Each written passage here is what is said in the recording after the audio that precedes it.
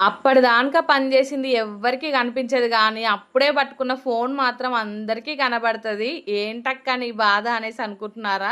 నా బాధ కాదండి. చాలా మంది బాధ. మనం పొద్దున లేచినప్పటి నుంచి ఎన్ని పనులు చేస్తామో, పొద్దున్నే టిఫిన్ చేయాలి. దాని తర్వాత మళ్ళీ లంచ్ కోసం ఏదో ఒకటి ప్రిపేర్ చేయాలి. దాని తర్వాత బట్టలని, బోళ్ళని, ఇల్లు ఉడవడం ఈ పనులన్నీ చేసుకుంటూ, ఇంకా ఈ పనులన్నీ కంప్లీట్ అయిపోయాక ఒక అర్ధగంట అలా రిలాక్స్డ్‌గా కూర్చొని ఫోను పట్టుకుంటామో లేదో, ఇంకా ఎవరో ఒకరొచ్చి ఫోను పట్టుకున్నావా, మంచిగా ఎక్కడి పని అక్కడ పెట్టి ఫోను చూసుకుంటూ కూర్చుంటున్నావా అనేసి అంటారు.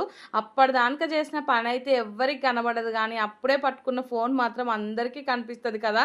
సో, ఇలా మీకెవరికైనా అనిపిచ్చిందా? మీకెవరికైనా జరిగిందా అనేది కామెంట్ చేయండి. చాలా కోపమొచ్చేస్తది అలా అంటే మాత్రం. మా ఇంట్లో మా హస్బెండ్ మాత్రం ఖచ్చితంగా ఆ మాట అంటారు. నేనేమో ఫాస్ట్‌గా పనంతా కంప్లీట్ చేసుకొని కాసేపు ఫోను పట్టుకుంటానో లేదో ఇంక తనొస్తాడు. వచ్చి రాగానే ఇంక ఫోను చూడడమేనా, ఎప్పుడు ఇదే పనేనా, ఇంక ఇంట్లో పని చేసేదేమైనా ఉందా అనేసి అంటాడు. పనంతా చేశాను కదా అంటే ఇంకేదో ఒక పనైతే చూపిస్తూ ఉంటాడు. మీ ఇంట్లో మీ హస్బెండ్‌లు కూడా ఇలానేనా చెప్పండి. వాళ్ళైతేనేమో గంటల తరబడి ఫోన్లు చూడొచ్చు. మనం మాత్రం 10 నిమిషాలు కూడా ఫోను చూడొద్దు. మనం 10 నిమిషాలు ఫోను చూస్తే కొంపలంటుకున్నట్టు ఫీలవుతారు. ఇంక పిల్లల్ని చూసుకోవడం అదంతా కూడా మన పనే కదా! సో, ఒక్క అర్ధగంట ఫోను చూస్తే వాళ్ళకేమవుతదో నాకైతే అస్సలుగా అర్థం కాదు.